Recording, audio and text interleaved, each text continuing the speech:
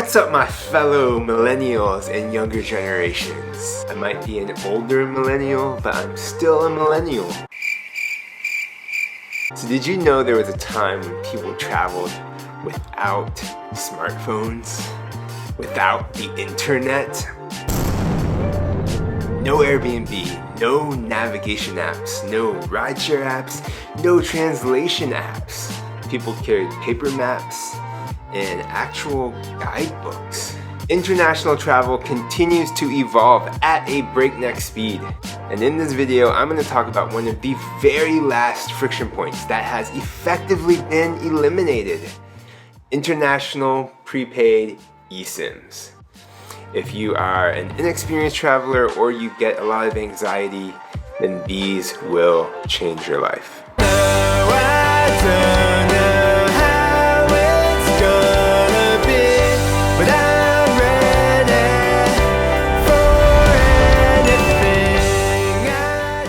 What's up, Firewalking fam? Welcome back to the channel where I talk about things that matter to me as a location-independent entrepreneur and investor. So it's been 10 years. 2013 was the last time that I took an international trip and needed to go to a store to purchase physical SIM cards for my unlocked smartphone that I had specifically for traveling. I don't remember exactly how much I paid, but it was probably $10 or less to be able to make some phone calls, get on the internet, and just do what I needed to do to get around. And then my wife and I joined T-Mobile, where we got free global data. And from then on, for the last decade, that has been sufficient for all of our extended trips abroad. There were a few times where we got warnings from T-Mobile that we were going to exceed our global data limit, but fortunately they never cut us off. But now that I parted ways with T-Mobile a couple months ago, I needed to figure out a new plan for our Chinese New Year vacation. We were going to Bangkok for 6 nights, Penang for 11, Kuala Lumpur for 7, and then Manila finally for 2 nights before heading home to Taiwan. So that's a total of 26 nights, 27 days. And I figured that I would need to, either at the airport or a convenience store, buy some SIM cards in these different places. But I found out about eSIMs, travel eSIMs, and the most well-known one, the first one that I heard about, was called Airalo. You can get on Airalo's website or you can download their app. Really user-friendly, easy to understand. And so I took a look for our trip. As an example, I saw that I would need to spend, there was an option for $9.90. I could get an eSIM for unlimited data for 8 days in Thailand. That would cover us for our trip to Bangkok. And then for Malaysia, there was an option for 30 days, 5 gigabytes of data for $15. And that would cover us for our 19 days in Malaysia. And then finally, Philippines offered a 7-day, 1 gigabyte plan for $4.50. So that is just under $30 if I wanted to purchase these 3 different SIMs on Airalo for our vacation. But even better, Airalo offers packages, regional packages, and so they have one for Asia, which includes 13 countries in Asia, including the 3 countries that we were traveling to, and it was a 30-day plan, 5 gigabytes for $20. So even better, I was able to purchase one plan for our entire trip, $20 total. We had no issues at all with speed or with connectivity, although I must say that we didn't really do much that required a lot of speed, and we stayed basically on the beaten path. Big cities didn't really test the coverage area either. So with that said, it was extremely easy to use, super convenient.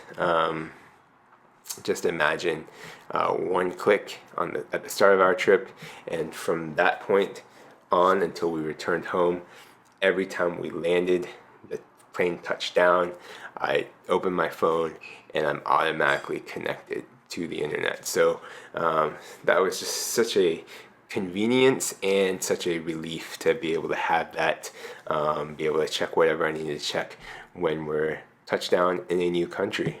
I ended up topping up an additional 1 gigabyte for $5. So in total, our 27-day trip cost me $25 for 6 gigabytes of data. My wife managed with 5 gigabytes for $20. These prices are USD, and they're the standard pricing. So I'm not including any of the promos or referral credits. We weren't terribly stingy with our data usage. Mostly used our phones like we normally would when traveling, with the exception, of course, that I was connecting to Wi-Fi whenever possible, and I was doing very little like audio or video streaming when I wasn't on Wi-Fi. So, something I forgot to mention when I originally recorded this video is that you need to check to make sure your phone is eSIM compatible. And if it is, great. If it's not, you might want to upgrade. It could be worth it. Most newer models of iPhone, since iPhone 11 and on, those are all compatible. The Samsung Galaxy S20, starting from there, on all eSIM compatible, Google Pixel 3, and there's other brands, other models that are eSIM compatible as well, but those are the big ones. So we were really happy with Airalo, with our experience.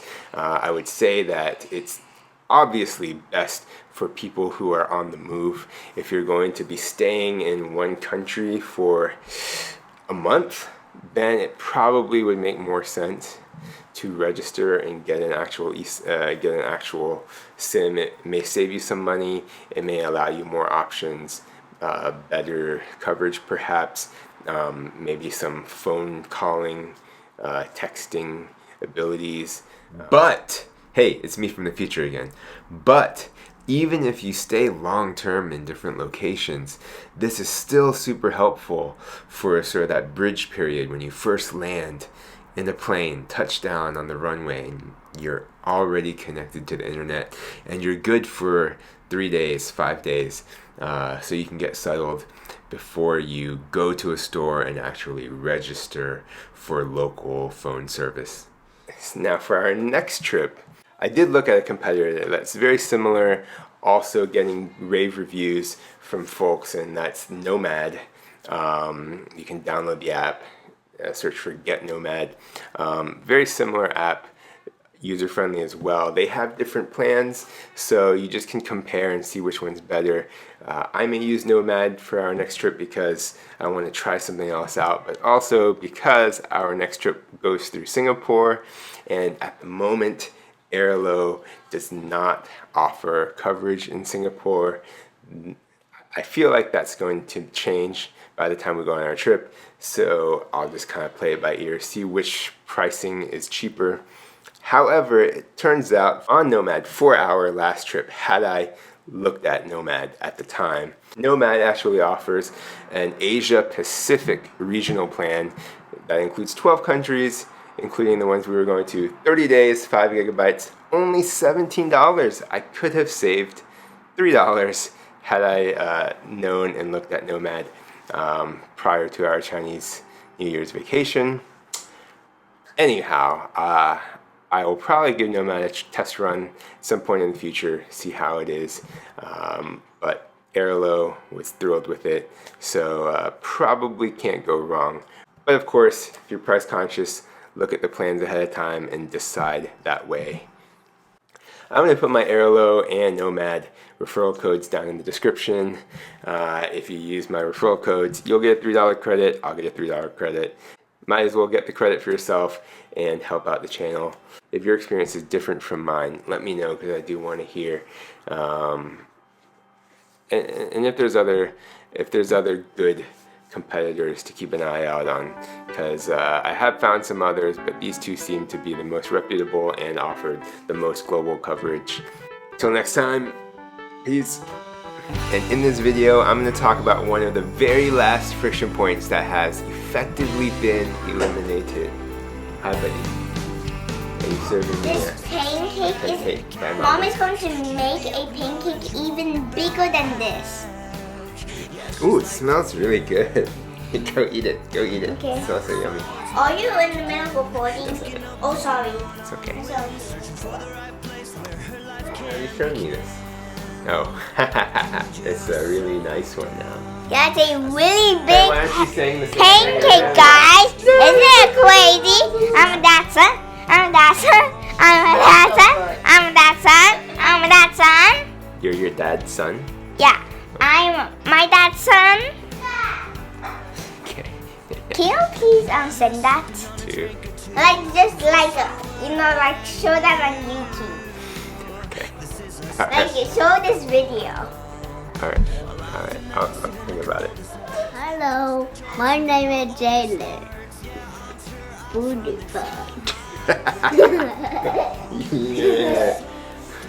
Bye, poo-poo. Close the door.